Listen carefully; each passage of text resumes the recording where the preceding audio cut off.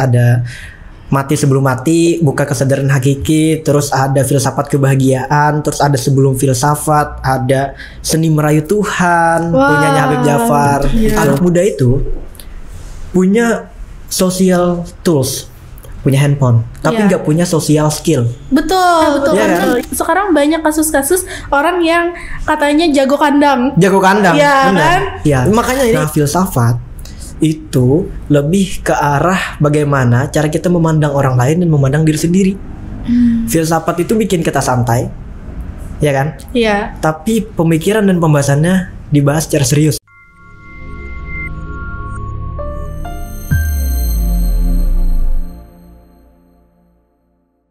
Halo semuanya, selamat datang di segmen pertama Fatim di podcast Bantai Bawa Santai, podcast yang lahir dari renungan mendalam di tengah scrolling media sosial. Nah, hari ini kita bakalan ngobrol santai, tapi nggak jarang obrolan kita ini bakalan berat nih pas kita pulang nanti. Nah, hari ini kita bakalan ngebahas tentang hal-hal yang ibaratnya itu berdampingan sama hidup kita. Entah itu kepekaan sosial, organisasi, sampai filsafat, yang dimana katanya filsafat itu ngejarin kita untuk gak cuman peduli sama diri kita sendiri. Nah, untuk narasumber kali ini merupakan seorang Gen Z yang agak lain nih sama Gen Z sebelumnya. Nah, dia biasanya kan Gen Z itu dicap sebagai pemuda-pemuda yang malas, tapi Gen Z yang satu ini beneran aktif banget di organisasi dan ngejadiin buku-buku dia itu sebagai makanan dia sehari-hari. Jadi, halo Hegel. Halo, assalamualaikum warahmatullahi wabarakatuh. Oke, Hegel apa kabar Gel? Alhamdulillah baik. Tapi perjalanan dari Tapin dari pagi sudah santai bentar terus ke sini. Soalnya lagi musim hujan juga kan. Iya, banjir gak di Tapin? Enggak dong, kan ada bendungan. Oh iya. Ada bendungan. Oke, kalau teman-teman mau tahu, Hegel ini ternyata pernah menjabat sebagai ketua OSIS di MAN 1 Tapin pada tahun 2020. Benar. Terus menjabat menjadi bendahara 2 PW IPNU Kalimantan Selatan pada tahun 2023 sampai 2026. Nah, terus pernah menjadi ketua umum Himapem Visip ULM pada tahun 2024 dan sekarang menjabat sebagai sekretaris DPC Pemuda Tani Indonesia pada tahun 2025. Wah, keren ya Gel. Alhamdulillah, setelah demis kan langsung dilantik kemarin. Alhamdulillah. Tapi ngomong-ngomong nih ya, karena kan tadi aku nge-highlight kalau kamu itu suka bacaan-bacaan buku gitu. Iya. Apalagi kamu suka baca buku filsafat? Lumayan suka, cuman yang gak terlalu berat Tim, yang santai aja gitu filsafatnya, filsafat anak muda lah. Gitu. Keren ya. Berarti apa sih awal-awal kamu tertarik gitu sama buku-buku filsafat ini? Oke, awalnya mungkin ya karena waktu itu kan lagi COVID. Ya bingung nih gue kan, bingung mau ngapain, main Mobile Legends juga nggak terlalu suka. Aku tuh sebenarnya nggak suka terlalu banyak main game Tim, hampir minim main game. Lalu ada buku nih. Ya udah sikat aja gitu. Awalnya di sana, cuman selagi baca buku terus selesai ngerasa kayak ada something yang membuat kita tuh malah lebih semangat untuk mencari tahu informasi lebih banyak. Awalnya bukan filsafat, awalnya novel malah. Iya novel. Jadi kan setelah novel itu punyanya Terelie dan segala macamnya, mengetahui bagaimana orang itu hidup dan segala macam juga. Lalulah merambat sampai beberapa tahun terakhir, beberapa tahun ke belakang lebih konsen di buku-bukunya filsafat. Tapi filsafat santai. Gitu. Contohnya apa tuh? Contohnya kayak punya Pak Fahrudin Faiz, ada mati sebelum mati, buka kesadaran hakiki, terus ada filsafat kebahagiaan, terus ada sebelum filsafat, ada seni merayu Tuhan, punyanya Habib Jafar gitu. Yang paling umum dan sering dibaca oleh Gen Z sekarang kan itu ada filsafat stoiknya. Itu judulnya Filosofi Teras. Oh iya, tahu. Dari Henry Manampiring. Itu kan yang membuka cakrawala filsafat sekarang jadi digandrungi oleh anak muda terutama Gen Z. Walaupun banyak kritikan terhadap filsafat tersebut. Iya, betul. Tapi ngomong-ngomong ya, kalau aku sendiri ngeliat kamu orangnya santai banget ya. Padahal image seorang pembaca buku filsafat itu serius loh, Gal. Waduh, kayak iya, betul loh. Terus apa sih rahasianya jadi kamu luar biasa santai gitu? Justru filsafat itu bikin kita santai Tim sebenarnya. Karena gini, kalau filsafat stoikisme atau yang ada di filosofi teras itu membawa kita bagaimana menanggapi hal-hal yang memang di luar kontrol kita. Jadi kan gini, kalau kemarin gue mau ke Banjarmasin nih, cuma terkendala hujan. ya gue ngeresponnya mau marah atau gimana kan sebenarnya tergantung gue. Cuman karena kita memahami seni dari stoikisme, ya udah bawa santai aja. Toh hujan bukan kendali kita. Lebih baik kita fokus terhadap apa yang bisa kendaliin. Contohnya amarah kita, respon kita terhadap hujan mau gimana. Lebih baik mengendalikan hal-hal yang memang kita bisa kendalikan. Nah, justru filsafat tuh menurut gue lebih membawa kita ke arah yang lebih santuy dan menyenangkan. Iya. Berarti emang cara pandang orang salah ya kalau ngenilai kalau orang yang baca buku filsafat itu serius gitu. Iya benar. Betul-betul. Terus gimana sih cara pandang kamu sebagai Gen Z itu memandang filsafat yang peka terhadap isu sosial? Oke, nah isu sosial ini sebenarnya kan tadi di awal openingnya gue agak tertarik nih. Di tengah apa tadi Tim? Namanya di tengah scrolling media sosial. Iya. Nah kita bahas ke anak mudanya dulu nih. Sekarang kalau dari kita lihat ya, akhir-akhir tahun kebelakang dari zaman COVID, itu anak muda lebih cenderung berkomunikasi dua jari. Iya betul. Bener gak? Jadi kepekaan sosial. Kenapa jadi tadi kamu katakan bahwasanya Gen Z itu lebih cenderung apa tadi? Lebih cenderung scrolling media sosial kan? Iya, terus kan lebih emosional. Kan sering dikatakan gitu. Terus ada yang namanya Gen Z itu dilema moral katanya. Ya menurut gua sebenarnya itu bukan karena mereka yang gak peduli sosial, tapi ada sebab dan akibatnya dari media sosial itu sendiri. Jadi gini Tim, anak muda itu punya social tools, punya handphone, tapi nggak punya social skill. Betul, iya. Pada akhirnya ketika mereka berkomunikasi secara langsung, bersosial, turun ke masyarakat secara langsung, terkendala dan gagap sosial. Iya. Iya nggak? Iya betul, karena sekarang banyak kasus-kasus orang yang katanya jago kandang. Iya kan? Makanya ini menurut gue itu nyambung dengan komen-komentar di TikTok. Kenapa lebih banyak menghujatnya? Kenapa di Twitter lebih banyak dapat kusirnya? Karena mereka berani. Karena kan pandangan mereka nggak bakal ketemu nih sama nih orang. Iya nggak? Iya betul. Anak muda sekarang itu cenderung berkomunikasi dengan dua jari, nggak mampu menggunakan kata-katanya. Iya. Untuk berkomunikasi secara langsung. Itu dibilang gagap sosial. Nah, filsafat itu lebih ke arah bagaimana cara kita memandang orang lain dan memandang diri sendiri. Filsafat itu bikin kita santai, ya kan? Iya. Tapi pemikiran dan pembahasannya dibahas secara serius. Iya betul. Iya kan? Iya. Itulah yang menurut gue sekarang anak muda itu perlu di apalah namanya itu kan lebih harus berkomunikasi dua arah. Lebih berkomunikasi secara langsung. Karena pada akhirnya ketika mereka lebih banyak berkomunikasi di media sosial, ketika bertemu lebih gagap sosial dan sebagainya, itu malah tidak tahu bagaimana etika dan moral itu dilaksanakan di masyarakat. Iya betul.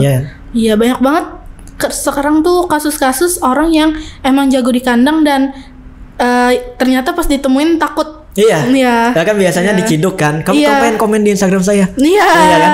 Ternyata anak kelas 6 SD. Iya. Iya sekarang media sosial itu membuka cakrawala kepada seluruh dunia untuk kita dapat berkomunikasi pada siapapun. Bagus secara konsep, tapi apakah dimaksimalkan? Apakah digunakan dengan bijaksana? Nah, filsafat ya kan, itu mengarahkan kita kepada cinta kebijaksanaan. Oh iya. Makanya kan dari namanya aja filosofia. Filos itu artinya apa? Cari tahu sendiri ya, biar yang tahu kan. Iya. Oke. Intinya filsafat itu cinta kebijaksanaan itu. Terus karena kamu kan anak organisasi banget ya, wujud anak organisasi sesungguhnya gitu. Gimana sih cara kamu ngenerapin filsafat di dalam organisasi? Karena kamu beberapa kali pernah ngelit organisasi kan, kayak pernah jadi ketua OSIS di Man1 Tapin, terus baru-baru ini pernah ngejabat menjadi ketua umum Himapem FISIP PLM gitu. Gimana aja? Tahun kemarin. Iya. Sekarang udah 2025. Kalau filsafat dalam kehidupan itu lebih ke arah bagaimana cara kita menanggapi orang-orang dan membijaksanahi suatu permasalahan. Nah, di organisasi itu yang paling penting adalah komunikasi. Komunikasi itu tergantung bagaimana lawan bicara kita menanggapinya. Kita gak bisa bikin orang berpikiran yang sama dengan kita gak bisa bikin orang sependapat dengan kita. Tapi yang filsafat hadirkan dalam komunikasi dan organisasi itu adalah bagaimana cara kita membijaksanainya. Gitu. Terus pernah gak sih Gel, salah satu anggota kamu nih lebih paham sama tren TikTok daripada baca teori? Jelas lah. Gue sebenarnya juga lebih banyak paham TikTok sih daripada teori gitu. Terus gimana cara kamu ngajak diskusi mereka tentang filsafat, tapi mereka nggak bosan gitu? Sebenarnya gue gak pernah ngajak orang yang terlalu fokus dalam filsafat, tapi ketika ada kesempatan yang menurut gue bisa disampaikan dan menurut gue bagus dengan momen dan keadaan tertentu, ya gue sampaikan gitu. Kadang kalau kita menyampaikan sesuatu dengan keadaan yang gak tepat, malah informasinya nggak bisa ditangkap dengan cermat juga. Gitu. Jadi nggak semua orang bisa diajak berfilsafat, nggak semua orang juga bisa diajak berdiskusi dalam keadaan tertentu. Siapa tahu kan dia lagi marah, Betul. bisa kita ajak diskusi tentang pemerintahan lah, ya kan? Nah gitu. Betul. Tapi pernah nggak sih Gal kayak kalau di organisasi kamu ada anggota yang bilang kayak gini, duh kayaknya eksistensi aku di organisasi ini nihil deh, nggak ada gitu. Terus kalau ada yang nanya kayak gitu, gimana tanggapan kamu? Waduh, ini merambat kedua teori filsafat nih. Iya. Ada konsep filsafat nihilisme dari Machiavelli ya, itu tentang nihilisme. Kemudian apa? Eksistensi. Nah, Eksistensi. berat sih sebenarnya kalau diarah ke filsafat. Cuman pembahasan kita bukan fokus sana ya. Iya, aman. Eksistensi itu cenderung menurut gue itu tergantung bagaimana cara dia menampilkan bakatnya sendiri. Jadi gini Tim, organisasi itu cuma wadah. Organisasi itu benda mati. Yang menghidupkan dan hidup dalam organisasi adalah manusia. Iya, betul. Iya kan? Manusia punya ciri dan caranya masing-masing untuk bertahan hidup, untuk melakukan berbagai aktivitasnya. Jadi semisal gue ngasih kesempatan kepada semua kader organisasi yang gue pimpin kemarin untuk membuktikan apa yang mereka punya bakat dan mampu disampaikan. Ya kan? Dari awal gue wawancarain, apakah lu ya, anjay bahasa Jakarta nih, apakah lu maunya sebagai apa nih, dapat apa di organisasi? Ada yang bilang mau dapat relasi, ada yang mau bilang punya komunikasi sosial yang lebih baik, public speaking. Ada yang katanya mau ngisi waktu luang, terkontak dan terkhususnya untuk yang mau cari relasi dan punya public speaking yang bagus. Otomatis kan dia mengambil kesempatan dalam organisasi, ya kan? Karena bagaimanapun juga public speaking itu adalah ilmu praktek. Ada teorinya, ada bukunya kan, seni bicara itu ada seninya gitu kan, ada bukunya. Tapi kalau 1000 kali lu baca ngulang-ngulang tapi nggak pernah dipraktekin, itu kan bakal jadi sia-sia kan? Iya, betul. Nah, di organisasi itu ngasih kesempatan kita untuk melakukan dan mempraktekannya. Untuk implementasi dari bukunya itu Tim. Jadi kan ada yang kita nih lagi perlu MC. Siapa yang mau jadi MC? Yang kemarin mau bisa public speaking siapa? Gue tarik nih, lu jadi MC. Kemarin kan janjinya mau cari public speaking. Iya, betul. Ini ada wadahnya nih. Silakan pakai. Organisasi tugasnya di sana. Dia cuma wadah kok. Tinggal bagaimana cara kita memanfaatkan dan memaksimalkan wadah itu. Nah gitu. Jadi eksistensi akan muncul sendiri ketika dia memanfaatkan segala hal atau fasilitas yang organisasi berikan. Tapi ada nggak sih pas wawancara dia bilang gini gitu? Contohnya kayak misalkan dia bilang, aku mau ini deh Gel, mau public speakingku makin kuat pas di organisasi. Terus pas kamu terima, pas ngejalanin organisasi selama beberapa bulan, tiba-tiba dia nggak mau gitu. Iya. Pernah nggak sih? Pernah lah. Ada banyak, tapi nggak terlalu banyak. Tapi kan balik lagi apa tujuan awal. Gue selalu bilang tujuan awal itu dikejar. Gini Tim, kalau kita bicara kenapa main game itu menyenangkan? Ya karena hobi kan, hobi masing-masing. Yakin karena hobi doang? Main game jadi menyenangkan. Contoh aja nih kan, Mobile Legends jadi menyenangkan karena ada tujuan. Menang. Ada tujuan untuk cari ranknya, ada tujuan dapat poinnya, ada tujuan jadi top player dan segala macamnya. Nah, konsep yang kita bawakan dalam organisasi itu harusnya menjadikan target itu sebagai challenge. Jangan jadikan target itu dalam persepsi Anda sebagai beban. Salah besar ketika kamu memikirkan target sebagai beban Tim. Ya kan? Iya. Sekarang banyak anak muda main game. Kemarin gini Tim, waktu liburan penasaran nih, kenapa main game Mobile Legends itu dikejar orang banget nih? Iya. Coba kan main Mobile Legends sebelum liburan sampai sekarang, ya seru ternyata karena ada tujuan itu tadi loh.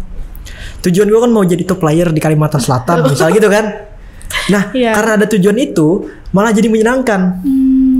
Sama kayak hidup Tim sebenarnya. Jadi gue selalu bilang gini sama kawan-kawan ya, sendiri kan pernah dengar kan? Iya. yang kata-kata gue yang sering jadi kutipan kawan-kawan. Itu gini. Sekarang ini ya. Iya. Jadi JJ ya sekarang ya kamu ya. Iya loh. Keren. Kemarin gue bilang gini sama kawan-kawan, kalau kamu punya keraguan, bukan kembali, tapi dijadikan motivasi dan diambil. Karena ragu itu adalah sinyal hidup, sinyal yang muncul dari dalam diri kita bahwa kamu bakal mencapai level yang lebih tinggi, gitu. Betul. Jadi teman-teman, kalimat Hegel tadi silahkan direkam dan buat JJ lagi ya. Jangan. Kemarin gue bikin podcast sama kawan kita kan, Tania. Gue bilangnya gini, Tim. IP itu bagi anak ilmu sosial gak terlalu kepake. Iya. Dia malah jadi pembenaran bagi orang yang gak pintar. Iya. Dan ternyata orang-orang yang pakai JJ itu ternyata yang IPK-nya rendah. Iya, yang ngejadiin nggak apa-apa deh. Gak apa-apa nih. Kata Hegel kan gini, iya. kata Hegel gak apa-apa. Di ini ya disalahgunakan. Ya, tapi gak apa-apa, silakan aja berekspresi. Iya. Gue ntar mau klarifikasi deh apa yang gue katakan. Cuman di beberapa kali ya. Kembali ke awal tadi, kita kan bahasa kayak gini. Kalau kamu ragu, jangan lebih baik kembali, tapi diambil. Itu. Karena keraguan tadi adalah sinyal dalam diri kita bahwasanya bakal mencapai level yang lebih tinggi. Karena kalau kita cuma berani ngambil hal-hal yang resikonya sudah kita tahu, hal-hal yang memang kita mampu, ya level kita nggak bakal di lebih tinggi, Tim. Level kita bakal di sana-sana aja. Betul. Iya kan? Iya, karena tanpa proses kayaknya kita nggak jadi apa-apa juga kan. Iya benar, sama kayak Mobile Legends nih. Filosofi filsafat Mobile Legends. Kamu sekarang ini ya kecanduan Mobile Legends ya ternyata. Jadi kalau di Mobile Legends itu kan ada ranking namanya, ada mode classic, ada mode rank. Nah, kalau mau mencapai level lebih tinggi, kita harus berani melawan keraguan apakah kalah atau menang ketika kita push rank. Gitu kan, sama kayak hidup. Iya, betul. Kalau kita ragu, lebih baik diambil. Karena dari sana kita bisa menilai apakah kita mampu atau enggak. Kalau kita cuma berani ngambil hal-hal yang memang kita mampu, ya udah level kita setara di level 3 aja. Betul sih. Iya kan? Karena kalau kita nggak berani ngambil keputusan, kita cuman ada di lingkungan yang itu aja. Iya. Bukan kayak lagu India, semoga kita terus apa? Begini-gini saja. Enggak lah.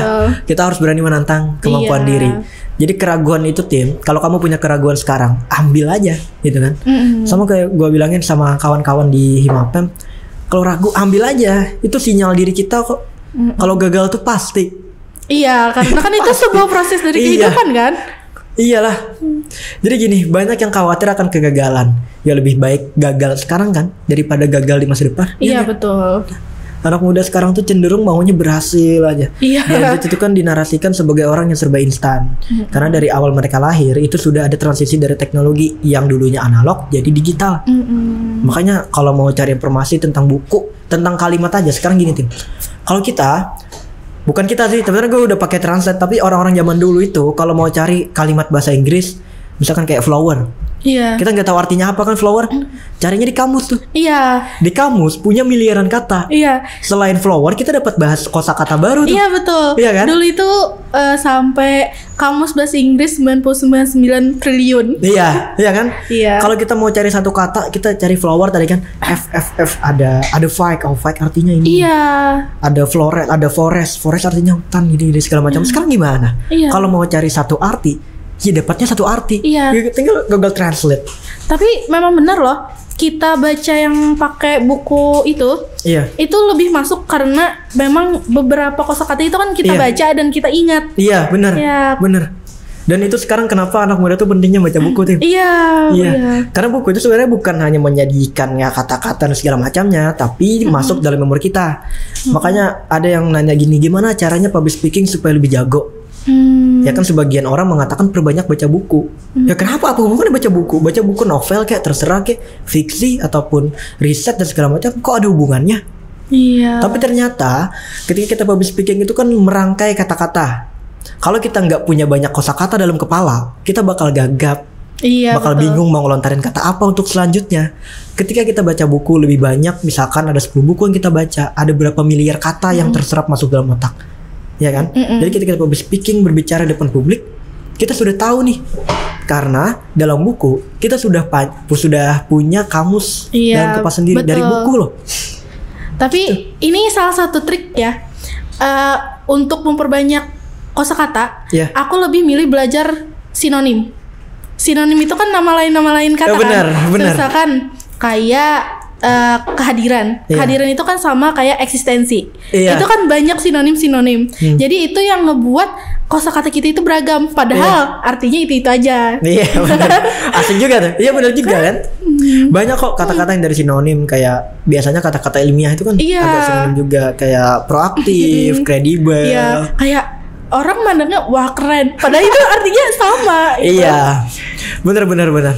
Makanya buku itu semakin banyak dibaca, sebenarnya nggak hilang gitu aja. Karena gini Tim, banyak yang bilang dan banyak yang nanya sama gue, Gal, gue baca buku nih, satu buku, tapi besok sudah hilang nih dalam kepala. Menurut gue, apapun yang kita baca, ciptaan Tuhan ini kan, otak ini kan ciptaan Tuhan nih, nggak mungkin itu sekedar dibaca terus hilang. Iya. Gue analogiinnya gini Tim, kalau kita baca buku dan menyerap informasi itu tersimpan dalam beberapa folder, kayak komputer itu kan punya foldernya. Iya, betul. Buku filsafat kebahagiaan Pak Farudin Faiz, kita baca besok lupa, sebenarnya nggak lupa, informasinya ada dalam kepala dan bakal terpantik ketika kita mendengarkan pembicaraan yang terkait. Iya. Jadi gue sebenarnya banyak yang kayak, oh kemarin gue habis baca buku ini, gue menemukan kalimat yang seperti ini segala macam. Sebenarnya kemarin tuh gue lupa dengan kata-kata itu, tapi ketika terpantik oleh lawan bicara, oh inget nih kemarin gue ada baca ini. Nah kayak keluar sendiri gitu loh dalam folder. Iya. Iya, jadi bagi kawan-kawan yang baca buku, kalau lupa di hari pertama setelah baca buku ya wajar. Dan itu bakal tersimpan kok, tenang aja. Percaya, proses itu ada. Buku tuh gak ada baca buku yang gak bermanfaat. Betul. Kalaupun bukunya jelek, ternyata kita tahu buku itu jelek kan. Iya kan? Betul. Nah, Ya setidaknya kalau kita nggak dapat pelajaran di buku itu, kita kan dapat kosakata baru. iya. Seburuk apapun buku, tapi Bener. kayaknya emang nggak ada deh buku yang buruk gitu. Iya, Kan? nggak ada. Tergantung selera. Iya. Buku yang buruk adalah buku yang nggak dibaca. Betul. Terus ngomong-ngomong, kamu punya top 3 tentang buku bacaan yang kamu suka nggak? Buku bacaan yang kalau terkait dengan diri kan filsafat ya. Iya. Filsafat yang anak muda sekarang lagi gandrungi itu ada Filosofi Teras, silakan dibaca. Santai dan menyenangkan juga karena bahasanya gaul dan mudah dipahami. Enggak terlalu konsep yang mendalam, definisi dan segala macam, enggak terlalu banget sih. Filsafat stoik isinya. Kemudian yang kedua itu dari Pak Farudin Faiz. Baca Sebelum Filsafat. Nah, itu asik tuh. Karena Pak Farudin Faiz ini kan pembawaannya santainya, dinarasikan dalam bentuk buku. Menurut gue juga bahasanya santai dan mudah dipahami kok. Kemudian yang ketiga, nah ini banyak nih. Kalau konteks filsafat, ya ada Mati Sebelum Mati, Buka Kesadaran Hakiki. Itu bebas sih sebenarnya. Kalau top 2-nya ya tadi. Kalau ketiganya kan sudah mengenal Sebelum Filsafat, filsafat stoikisme dan lain sebagainya macamnya. Ya udah baca aja yang lain deh. Oke. Terus Gel, ini terakhir nih. Apa pesan kamu buat generasi Z sekarang? Generasi itu sekarang banyak yang menarasikan kita sebagai orang yang malas-malesan, gagap sosial dan dilema moral. Menurut gue itu adalah mitos. Karena bagaimanapun juga anak muda sekarang punya semangat dan jiwa yang membara untuk membangun bangsa.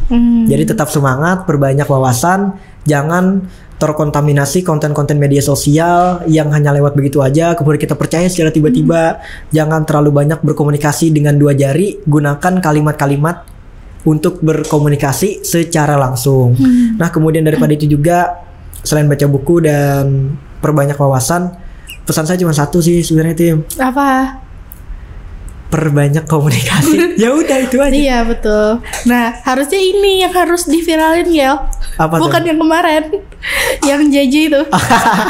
Iya sebenarnya. Iya Karena kan? anak muda sekarang tuh nggak bisa menyampaikan emosi, cuman bisa bergantungnya pada emoji. Iya betul. Bagus Mulyadi. Iya kata-kata beliau juga sih sebenarnya. Sebenarnya banyak sih masalah anak muda yang sekarang. Tapi ya bagaimanapun juga, gue kan juga anak muda nih. Gak bisa terlalu menarasikan Gen Z tuh gini. Iya. Ya enggak. Kita sebagai Gen Z harus menjadi bagian dalam perubahan. Bukan malah kita mencederai Gen Z-nya. Iya betul. Iya kan? Karena kita juga Gen Z kan. Iya. Ya udah Gen Alpha tuh gini ya, dan dari kita boleh. Tapi sebagai Gen Z ya kita terus dukung lah support sama Gen Z untuk tetap melakukan di jalan perubahan yang lebih baik gitu. Tapi BTW kamu daftar CPNS juga gak? Enggak. Karena katanya ini kan Gen Z one shot. Iya, temen gue ada tuh. Temen Iya. gue ada di Kementerian Imigrasi 19 Wah. tahun sudah dapat NIP. Gue baru dapat NIM nih sekarang nih. Dia udah Iya. dapat NIM. Tapi itulah beda-beda kan. Iya. Nah kalau sudut pandang stoik, dia udah santai aja. Berat ya. Iya. Iya. Anak muda tuh sekarang menggebu-gebu tadi Tim. Iya. Tinggal bagaimana cara kita memanfaatkan gairah yang ada dalam diri kita, apakah ke arah yang lebih baik atau enggak. Nah makanya sekarang itu tipsnya cuma satu nih, yang pernah gue temuin dari ada Mas Sabrang namanya. Kata Mas Sabrang tuh gini, anak muda sekarang harus bisa menilai apakah yang mereka lakukan sekarang bakal membuatnya menyesal di masa depan atau enggak. Ya udah cukup itu aja. Betul. Itu nyambung loh dengan keputusan kita waktu buat di Himapem atau di organisasi manapun. Orang yang khawatir dengan keputusan mereka buat apakah benar atau tidak, ya putuskan aja sekarang. Karena pasti salah, Tim. Kebenaran tuh pasti berubah dan fleksibel, dinamis kok. Jadi nggak ada keputusan yang hari ini benar, besok benar, besok benar, nggak ada. Iya. Karena kita sebenarnya cukup bertanggung jawab dengan ilmu yang sekarang kita miliki. Betul. Iya. Iya. Jadi keputusan yang sekarang kita lakukan adalah hasil dari korelasi-korelasi ilmu yang kita temui kan. Gak usah bertanggung jawab atas ilmu yang besok dan segala macam kita temukan, tapi cukup bertanggung jawab dengan ilmu yang sekarang kita miliki. Udah. Kan pemikiran itu ada yang deduktif, ada induktif, ada juga satu lagi abduktif. Pemikiran abduktif itu mengarahkan lebih ke sebenarnya keputusan kita itu bisa jadi diputuskan dengan informasi yang kurang. Karena kalau kita mau memutuskan segala sesuatu tapi nunggu informasinya lengkap dulu, sampai kiamat pun gak bakal lengkap. Iya, betul. Kenapa? Karena ilmu setiap 8 jam itu berubah dan bertambah. Betul. Kan ilmu kan gitu kan? Iya. Ya udah, kita cukup bertanggung jawab dengan ilmu yang sekarang kita miliki. Maksimalkan dan jangan sampai kita melakukan apa yang besok nanti kita bakal menyesal. Contoh, judi online. Iya. Iya kan? Iya, betul. Gue gak punya data yang dapat mendukung, tapi menurut gue anak muda sekarang lebih banyak yang ke judi online, Tim. Iya. Emang rata-rata. Ya, tapi kita nggak punya datanya kan, tapi nggak Iya. bisa secara konkret nih Iya. bilangnya. Karena memang gimana pun di lingkungan kita pasti ada kan. Iya. Iya. Tapi entah itu keterbatasan karena gue punya circle temen, jadi tahu temen ini judi online ataupun orang dewasa juga judi online, kita nggak tahu kan. Cuman kita yang tahu bahwa judi online tuh kedepannya kan kita bakal nyesel nih. Iya. Ya udah, nggak usah dilakuin, cukup itu loh yang dipertanggungjawabkan oleh Gen Z. Tapi kenapa malah dilakukan? Iya. Justru itu yang bikin kita malah terjebak lah dalam Iya. konteks sesuatu. Makanya santai aja. Santai Gak usah terlalu banyak hal-hal yang kita lakukan bakal menyesali masa depan. Kita juga bisa mikirin kok ke depannya bakal gimana. Oke. Wah, obrolan kita hari ini seru banget ya, Gel. Iya. Mulai dari filsafat sampai organisasi yang kayaknya kepalaku makin berat karena kebanyakan Waduh. informasi yang masuk. Oke. Tapi serius, dari yang kita bahas tadi, aku jadi sadar kalau filsafat itu nggak cuman bikin kita pinter, tapi bikin kita peka sama isu sosial dan bikin kita termotivasi buat aktif di organisasi gitu. Thank you Hegel udah luangin waktunya buat ngobrol Iya, bareng kita. Thank you banget ya. Iya. Karena habis ini kamu mau ketapin lagi kah? Enggak lah, ada komunikasi lagi kan, mumpung di Banjarmasin, silaturahmi lah sama teman-teman di Banjar. Oke. Itulah. Oke, thank you Hegel. Semoga obrolan kita ini membekas ya di hati-hati para Iya. penonton gitu. Hidup itu kayak podcast, santai tapi harus ada isinya. Bye bye. Dah.